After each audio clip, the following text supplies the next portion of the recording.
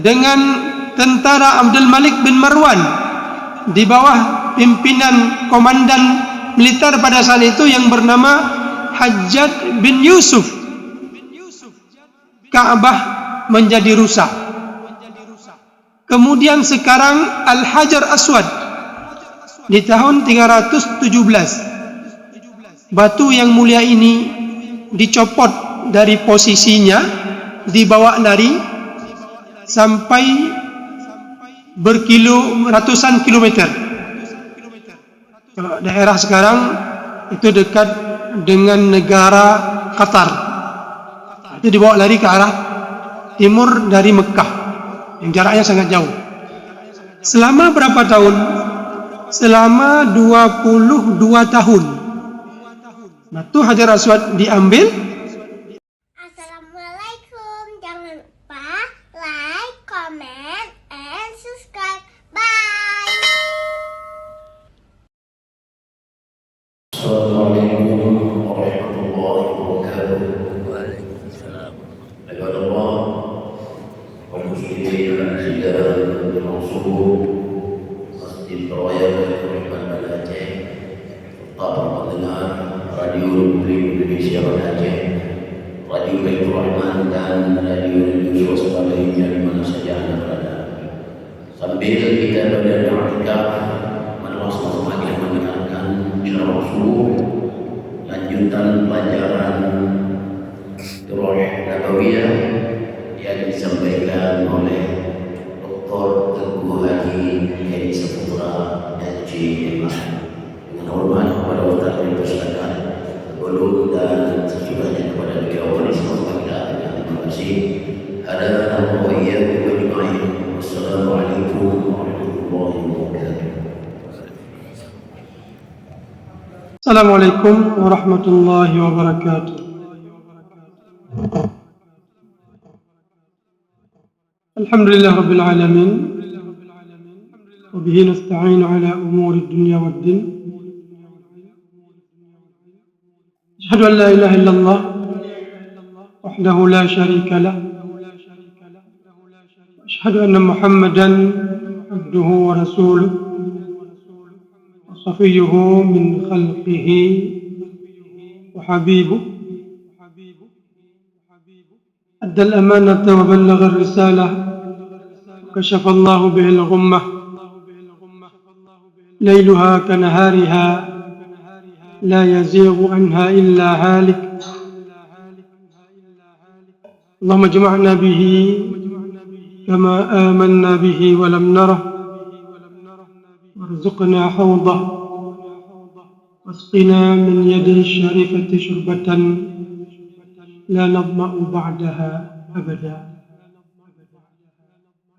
رب اشرح لي صدري ويسر لي أمري واحلل عقدة من لساني يفقه قولي صدق الله العظيم.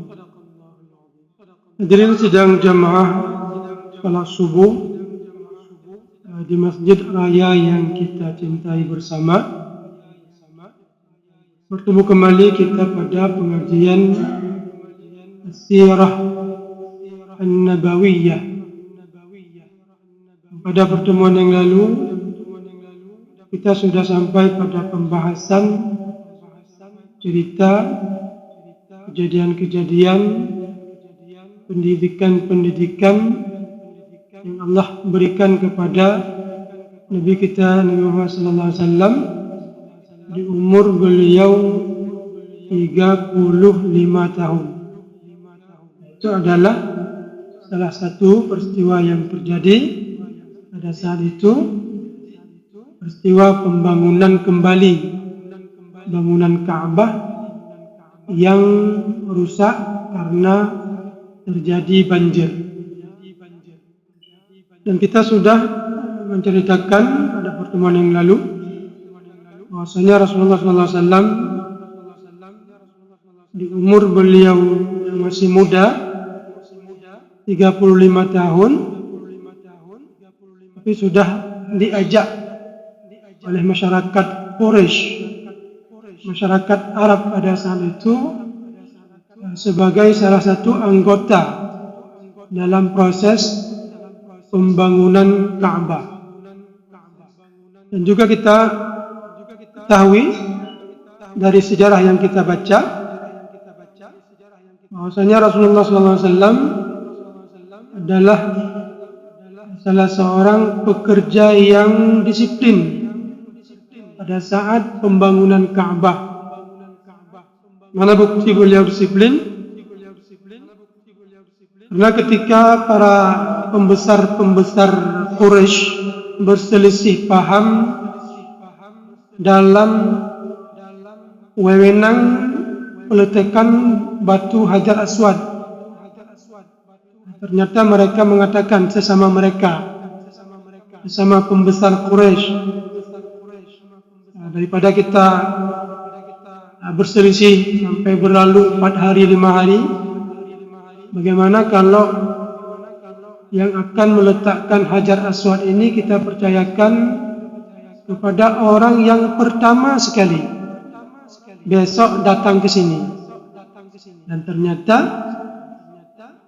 karena kedisiplinan yang ada pada diri Rasulullah SAW yang cenderung datang untuk bekerja sebagai salah seorang panitia pembangunan kembali Ka'bah di awal waktu, maka mereka percayakan Rasulullah SAW yang datang di awal waktu, dan orang yang pertama sekali datang ke tempat itu dipercayakan sebagai orang yang mendapat kemuliaan untuk meletakkan Hajar Aswad.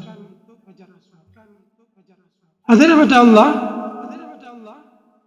berkaitan dengan Hajar Aswad yang ketika pada saat itu masyarakat Quraisy sampai mau berperang untuk merebut kesempatan meletakkan Hajar Aswad, karena dengan begitu mereka mendapat kemuliaan pernah mengangkat Hajar Aswad dan meletakkannya kepada tempatnya semula.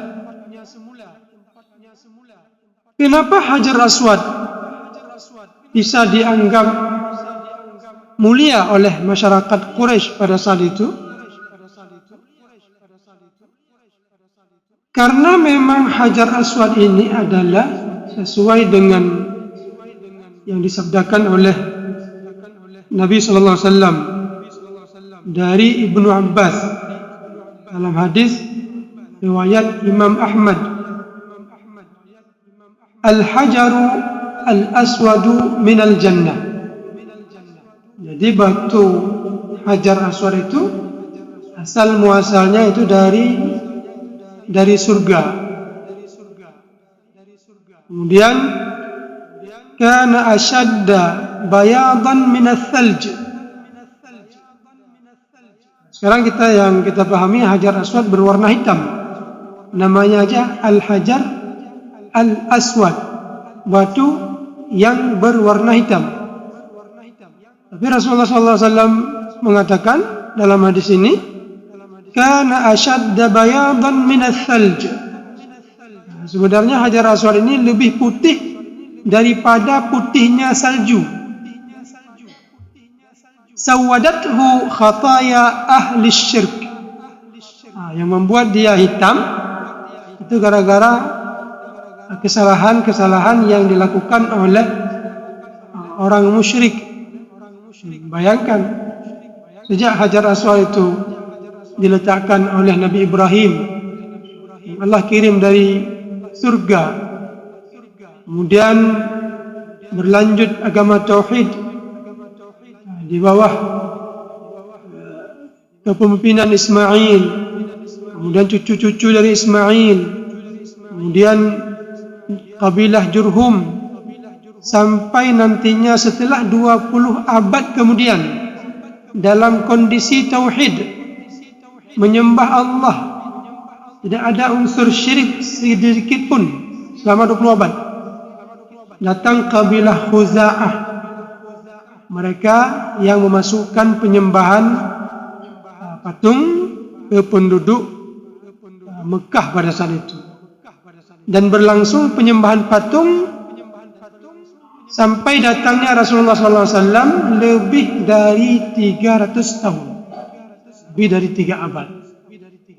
Jadi Hajar al-Aswad kana ashadda bayadan min al-thalj, lebih putih daripada salju, tapi karena kesalahan-kesalahan orang yang syirik maka dia berubah menjadi hitam. Itu yang disabdakan oleh Nabi SAW dalam hadis yang diriwayatkan oleh Abdullah bin Abbas, hadis riwayat Imam Ahmad dalam musnad beliau. Dan ternyata terkadang kesalahan manusia yang dilakukan oleh manusia ini berefek kepada kondisi manusia di muka bumi. Makanya kita diminta untuk melakukan amar ma'ruf nahi munkar. Kenapa?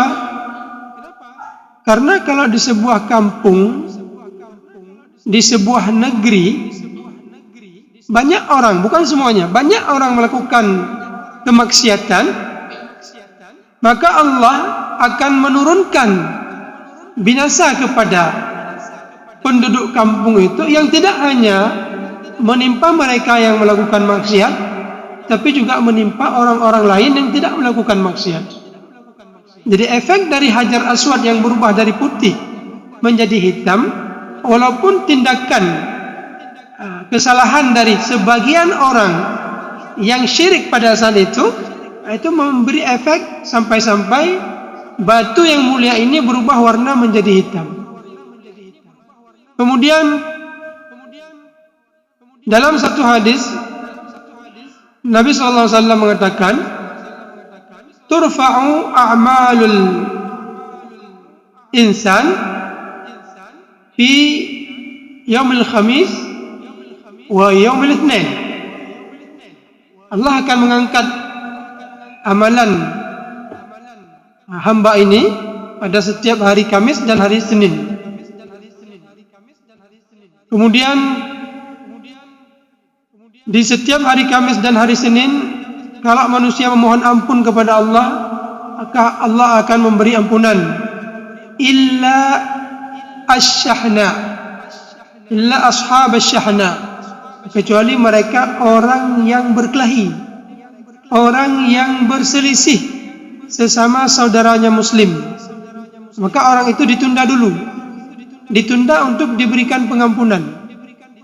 Itu berarti efek dari kesalahan yang dilakukan oleh manusia yang berpengaruh kepada kehidupan si manusia ini. Dalam hadis lain, di bulan suci Ramadan, Rasulullah keluar ingin memberitahu kabar gembira kepada para sahabat tentang jadwal malam Lailatul Qadar. Lailatul Qadri khairun min alfi syahr. Yang satu malam itu lebih dari 1000 bulan. Maka dalam perjalanan Nabi untuk memberitahu, menceritakan tentang jadwal malam Lailatul Qadar yang terjadi sekali dalam bulan Ramadan, Rasulullah melihat 2 orang di antara kaum muslimin berantem, cekcok, berkelahi, adu mulut. Sehingga dalam hadis itu disebutkan farufi'a, diangkat pengetahuan itu dari diri Nabi sallallahu alaihi wasallam. Dan kalau orang itu tidak berantem, pada saat Nabi ingin menyampaikan berita gembira ini, sungguh kita akan mengetahui malam Lailatul Qadar. Walaupun semuanya ada hikmahnya. Yang ingin kita katakan apa? Kesalahan manusia ini terkadang, tidak semuanya, terkadang memberi efek kepada kehidupan kita di dalam dunia ini. Ada seorang sahabat, dia meriwayatkan bukan dari hadis Nabi SAW, tapi dari pengalaman pribadi. Dia merasakan kondisi dia dalam kondisi berdosa atau pernah melakukan kesalahan-kesalahan baru ini, itu dalam menghadapi kendaraan yang dia miliki, kuda pada saat itu, kuda onta. Ketika dia mengendarai ontanya bandel, ya, diarahkan ke kanan, dia pergi ke kiri. Kemudian ketika dia naik kuda, kudanya juga bandel, diarahkan ke kiri, maju ke kanan. Dan dalam kondisi kehidupan rumah tangga, istrinya marah-marahan, istrinya cuekin dia. Ketika dia merasakan seperti itu, apa kata dia? Ini saya ada kesalahan yang perlu saya perbaiki antara hubungan saya dengan Allah Ta'ala. Ada efek kehidupan manusia ini dengan kesalahan yang dia lakukan. Dan begitu juga dengan Al-Hajar Al-Aswad, yang semula dia berwarna putih, sawadathu khataya ahli syirk, dia berubah menjadi hitam gara-gara kesalahan orang-orang yang syirik. Hadirin Allah, Al-Hajar Al-Aswad adalah batu yang dari surga, yang ketika masyarakat Quraisy ingin merenovasi Ka'bah, mereka berebut-rebutan dalam meletakkan posisi Hajar Aswad kembali di posisinya semula, karena batu ini adalah batu yang mulia. Ternyata selain Hajar Aswad, selain Ka'bah yang rusak ditimpa air, bahkan yang rusak nantinya akibat peperangan yang terjadi sesama orang Islam di masa pemerintahan Abdullah bin Zubair dengan tentara Yazid bin Muawiyah. Kemudian yang kedua, di masa pemerintahan Abdullah bin Zubair dengan tentara Abdul Malik bin Marwan di bawah pimpinan komandan militer pada saat itu yang bernama Hajjaj bin Yusuf, Ka'bah menjadi rusak. Kemudian sekarang Al-Hajar Aswad di tahun 317, batu yang mulia ini dicopot dari posisinya, dibawa lari sampai ratusan kilometer. Kalau daerah sekarang itu dekat dengan negara Qatar, itu dibawa lari ke arah timur dari Mekah, yang jaraknya sangat jauh. Selama berapa tahun? Selama 22 tahun. Batu Hajar Aswad diambil, kemudian dipindahkan ke sebuah tempat di kawasan pemukiman penganut ajaran Al-Qaramitah. Apa ajaran Qaramitah ini? Ajaran Al-Qaramitah, dia satu sekte yang ada dalam ajaran Syiah Ismailiyah. Ini salah satu yang disebutkan efek dari ajaran Syiah. Tapi ada macam-macam modelnya. Tapi ini sekte Ismailiyah ini. Dan dalam Ismailiyah itu ada sekte Qaramitah yang sangat kejam ini. Sampai-sampai merusak Hajar Aswad dan dicuri, dibawa lari. Kenapa kok bisa seperti itu? Bukankah Allah dulu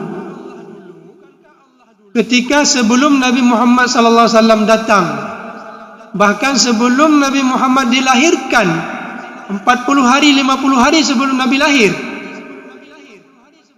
bukankah Allah telah memberi perlindungan kepada Mekah, kepada Ka'bah, kepada Hajarul Aswad, yang pada saat itu datang sekelompok tentara Abraha dengan tentara yang hebat, ingin merusak Ka'bah, ingin mengganggu kota Mekah.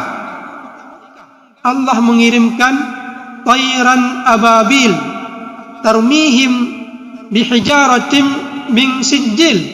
Allah kirim burung ababil, kemudian Allah perintahkan kepada burung ini untuk memusnahkan mereka dengan melemparkan batu min sijil, batu yang ada dari neraka. Kenapa? Di masa Abdullah bin Zubair,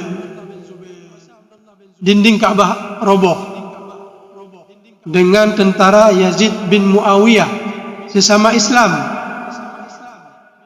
Di masa Abdullah bin Zubair dengan tentara Abdul Malik bin Marwan, komandan tentaranya adalah Hajjaj bin Yusuf Al-Thaqafi. Ka'bah rusak kembali. Di masa pemerintahan Islam, di masa Bani Abbasiyah di tahun 317, Ka'bah dirusak, batu Hajar Aswad dicopot dan dibawa lari selama 22 tahun. Tapi Allah tidak mengirimkan burung ababil, Allah tidak mengirimkan batu dari api neraka. Dijawab oleh Ibnu Katsir dalam kitab Al-Bidayah wan Nihayah. Dan kitab ini ada di depan saya ini, bahwasanya adalah ketika Rasulullah SAW belum lahir, Allah memberi perlindungan kepada Mekah, kepada Ka'bah, sebagai isyarat untuk menyambut kedatangan Rasulullah SAW, menyambut kelahiran Nabi Muhammad sallallahu alaihi wasallam yang pada saat itu masih dalam kandungan ibunya. Kita dulu pernah menceritakan bahwa Nabi Muhammad SAW dilahirkan oleh sang ibunda itu bukan di dalam rumah beliau, tapi dalam fi syi'bi Bani Hashim, dalam pengungsian Syi'bon di lereng gunung punya Hashim. Kenapa? Karena ada berita akan diserang Ka'bah. Maka penduduk yang ada di Mekah itu mereka harus keluar untuk tidak berhadapan dengan tentara Abraha. Makanya Rasulullah SAW tidak lahir di rumah beliau, tapi lahir jauh dari rumah beliau, karena ada tentara Abraha yang akan menyerang Ka'bah. Dan Allah menyelamatkan Ka'bah, Allah menyelamatkan penduduk Mekah. Kenapa? Rasulullah sedang berada dalam kandungan sang ibunda. Dengan selamatnya penduduk Mekah, maka selamatlah Rasulullah SAW yang saat itu sedang berada dalam kandungan. Dan ini kemuliaan yang Allah berikan kepada Rasulullah SAW. Yang kedua, ketika Abraha sebelum menyerang Ka'bah, ternyata Abraha sudah mengambil beberapa ekor dari onta yang dimiliki oleh kakek Nabi Abdul Muttalib. Maka kakek Nabi datang berjumpa dengan Abraha. Wahai Abraha, kembalikan onta saya. Untuk apa kamu mau ambil onta saya?